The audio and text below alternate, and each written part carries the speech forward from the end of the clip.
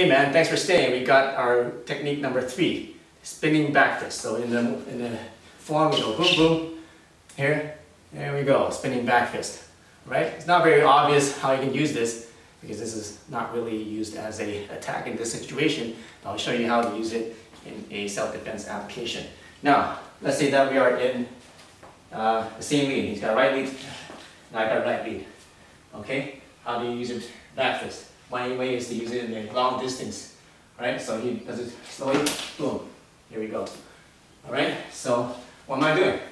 I'm intercepting it with my backhand as a parry. Then I'm bringing my hand over top to do a strike.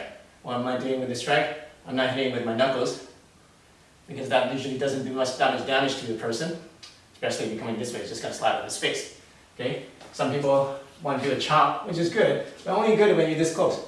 But we're using this as a long distance tactic. So we're going to punch. We're going to use the tips of our fingernails across his eyes, like that.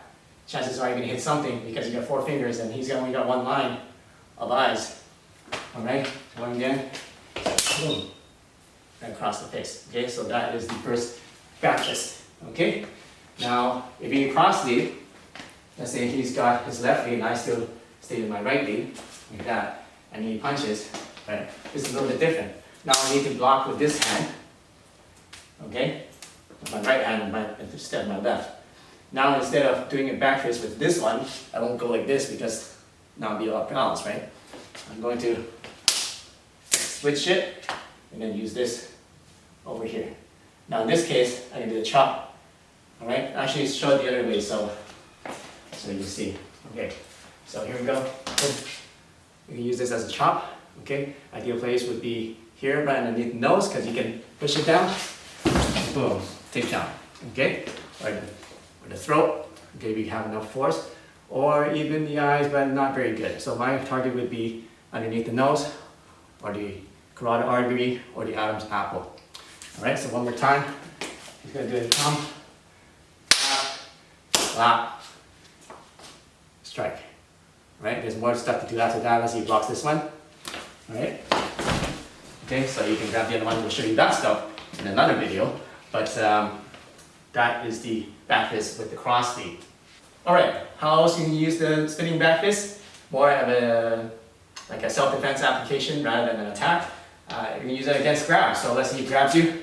Now he's grabbing me like this, kind of like a baseball bat style. Alright? So what I can do is bring my hands together, cross it over, and then turn them the other way, and then grab one of the arms, and there we go, we got another spinning back fist here. So what I'm doing a little circle, and then pulling out, and then back fist forward again, scooping up, together, and crossing, pull them apart again, back fist.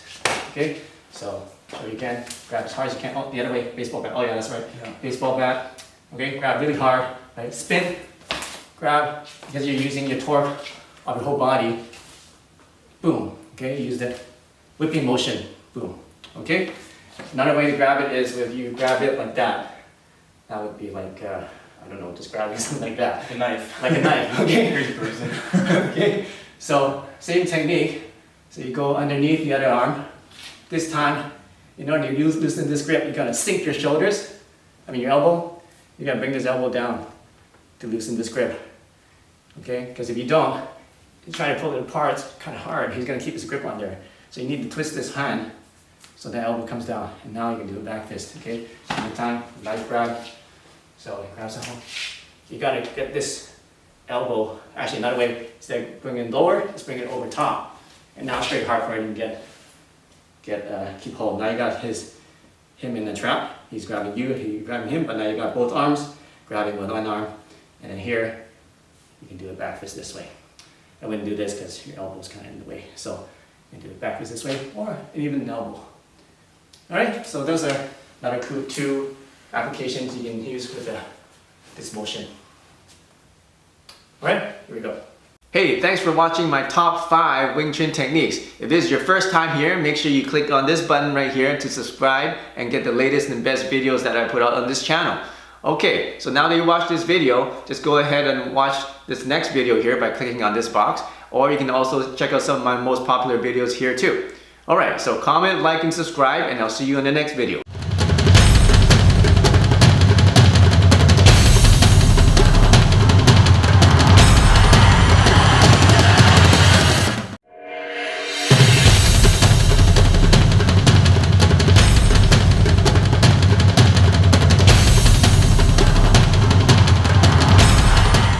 Welcome to Combative Wing Chun. I'm Sifu David. Today I'm going to show you some techniques on the wooden dummy, especially this one. It is the double gan sao and then Hun sao down to the double palm and climb back up to the double palm up here. So I'll show you how to use that in some self-defense applications. Let me do one in real speed so you just see how it's done on the dummy. So it comes out in a circle and it's coming in and kind of pulling in slightly. You pull in slightly, then the fingers go in to do a Hun, down, and you sink slightly to get more power into your downward palm. Then your hands turn in, and as you squeeze your elbows together and you stand up, then you get that extra power when you stand up to get that palm. So you do it fast, it's like this.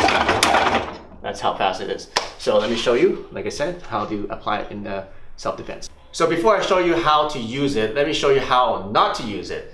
Here's what a lot of people think it's used for, and in my experience, it doesn't work. So don't use it against a choke. So let's say you're doing two-handed choke. Let's say this guy is twice the size, he's like 250 pounds, all this muscle. So what people think they can do this, and then close their hands together so that I can get in there, and then try to pull him out. It's impossible. He's not that big, but he's bigger than me and he's pretty strong, and I can't even do it when I'm not getting choked. Now imagine I'm getting choked, he's doing it, and then I'm trying to squeeze his hands together and break his balance or break his structure is next to impossible, especially if I'm not as big as him and I'm not as strong, okay? So that's how you don't use it. Let me show you a couple ways to use it the right way. Let me show you how to use the double gan sao against a two-handed push. All right, so that's how you use it. Let me show you in slow motion. So two pushes coming in, lean back a little bit, make his hands come together so I draw in his force. Then as it's coming back together, you bring it apart again, and then you bring it up to the face, push him back. If you want to train in a safer way, you don't have to push the face. So it's coming, just push the chest back. Nice safe way to train it. But in a real situation, if it's a higher threat, then what you would do is boom, and once you open it up, eye gouge to the thumb. Eye gouge with your thumbs, like that, or to the throat. Either way, you're pushing his chin and pushing him back, and you can run, or you can keep your attack, up to you. So that's how you use the double gan sao. Here's one way to use it, is against a double-handed push. So let's say you push this double-handed push, okay? What I'm doing is basically getting on the outside, circling, and then opening, and then pushing him back that way. So make sure that you step back, because if you don't, you better be really good. Let's say you push again and don't step back. Okay, you better be really good at doing this in order to do it without stepping back and without losing your balance like that. You have to be really good and really smooth and really soft to do that. Most people can't do that, so what I suggest is to take a step back. Okay, do it again, do this slow, take a step back. Okay, so all I've done is in slow motion, right? Boom.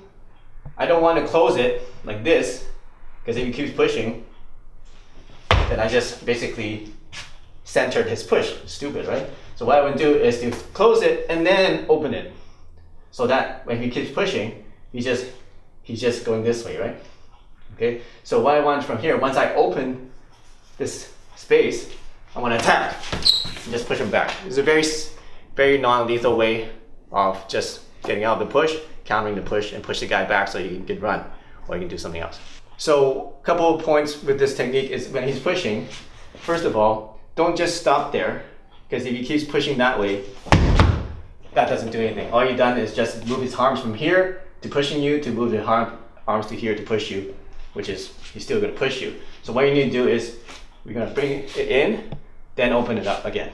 Okay, bring it in, right? Bring it in. That's what we used on the dummy. Bring it in, then open it up. Okay, so you bring it in, then open up. See how my fingers are trying to open up like this? Okay, once you open up, you bring it back up, and it's back up to him. That's how you do it in slow motion. Another thing that you might want to do is don't stand square, because unless you're really good, let's say you do a push, right? And you'll be able to distort his body without moving from your spot like that, unless you have a lot of sensitivity, a lot of softness. Most people won't be able to do that. So what you need to do is when you push it, take a step back and lean forward like this, so that you have structure. So you be really strong and he pushes you, right? Then you have this space and you have this structure to allow you to push back. All right, so take one step back. In the form, we just stay still like this, but very hard to do for someone without a lot of training. Here's a very useful application of the double gansao as against a tackle. Alright, so double gansao against a tackle. Let me show you slow motion what I did. So this is basic wrestling. Alright, somebody comes in for a tackle. You want to stop him either with his head, his shoulders, okay, before he can get to you. So basically you're using this to kind of get into his neck here, and also take a step back so you have a good structure. And then let's say he keeps pushing, okay? And I'm gonna just turn this way, and then do a throw, just like that. So use a double gansao. And once again, make sure that we take a step back. If you try to tackle you and just do it like the form, there's no freaking way I'm gonna be able to resist the tackle. And that's like really, really good, and really soft, and have a lot of training. Okay, so let's take that step back one more time, slow motion. Boom. I stop his force so that he can't go further. He pushes more. Okay, either I can go this way, or I can go this way. Up to you. So that's another application.